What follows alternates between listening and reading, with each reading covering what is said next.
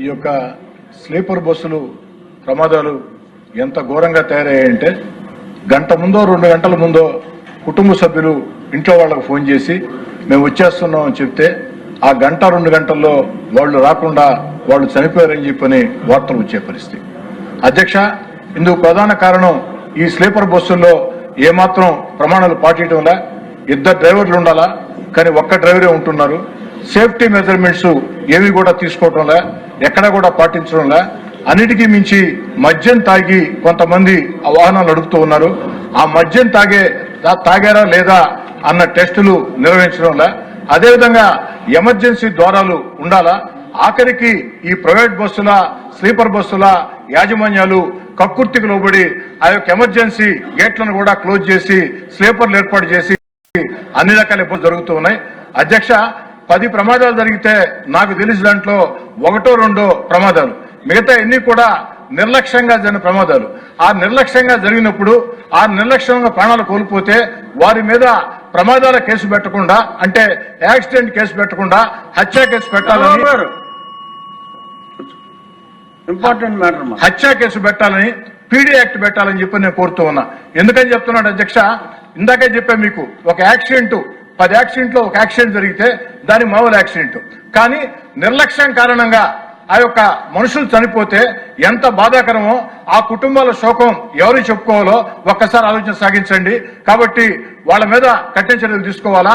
అన్నిటికీ మించి ప్రభుత్వానికి ఒక సూచన చేస్తున్నా, ముఖ్యంగా రవాణా శాఖ మంత్రి గారు రాంప్రసాద్ రెడ్డి గారు యువకుడు, ఈ రోజు ఈ యొక్క స్లీపర్ బస్సులో గాని ఈ బస్సుల్లో గాని టికెట్ల బుకింగ్ కి ఏదైతే అభి అని, రెడ్ అని, మా బస్సు అని చెప్పని బుకింగ్లు జరుగుతున్నాయి.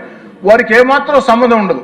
వ్యాపార సంస్థలు 100 కోట్లు వారికి ఆదాయాలు వస్తూ ఉంటాయి, కానీ ప్రభుత్వానికి ₹1 ఆదాయం లేదు. అదే ఆర్టీసీ డిపార్ట్మెంట్ లో ప్రతి ఆర్టీసీలో కూడా మన దగ్గర మొత్తం కూడా ఈ యాప్ ఉంది. ఈ బస్సులు ఎక్కడ తిరుగుతాయి? ఆంధ్ర, తెలంగాణ, తమిళనాడు, కర్ణాటక లేదా ఒరిస్సా. కాబట్టి ఈ రాష్ట్రాల రవాణా శాఖ మంత్రులతో మాట్లాడి అభి బస్సు, రెడ్ బస్సు బుకింగ్లు కాకుండా మొత్తం కూడా ఆర్టీసీ యాప్ ద్వారా మనమే టికెట్లు బుక్ చేసుకుంటే ప్రభుత్వానికి మేలు జరుగుతుంది. తద్వారా ఆ టికెట్లు బుక్ చేసేటప్పుడు ఆర్టీసీ మన కంట్రోల్లో ఉంటుంది. కాబట్టి ఆర్టీసీ అధికారులు అన్ని ప్రమాణాలు ఉన్నప్పుడే ఆ బస్సులకి పర్మిషన్లు ఇస్తారు. ఆ విధంగా చర్యలు తీసుకోవాలని చెప్పి కోరుకుంటూ చిట్ట మాట అధ్యక్ష, మంత్రి గారు ఏం చెప్పారంటే 25-26లో ఎన్ని కేసులు బుక్ అయినాయంటే 22,272 కేసులు బుక్ అయ్యాయని చెప్పడం జరిగింది. దాని మీద ఎంత పెనాల్టీలు వేశారంటే 21,75,00,000 పెనాల్టీ వేసామని చెప్పడం జరిగింది. అంటే సగటున 9,570 రూపాయలు. అధ్యక్ష, రవాణా శాఖ అధికారులు, కింది స్థాయి అధికారులు ఈ స్లీపర్ బస్ యాజమాన్యాల మీద ఎంత ప్రేమ ఎందుకు? ఒక ఆటో పట్టుకుంటే 10,000 వేస్తున్నారు, స్కూటర్ పట్టుకుంటే 10,000 వేస్తున్నారు.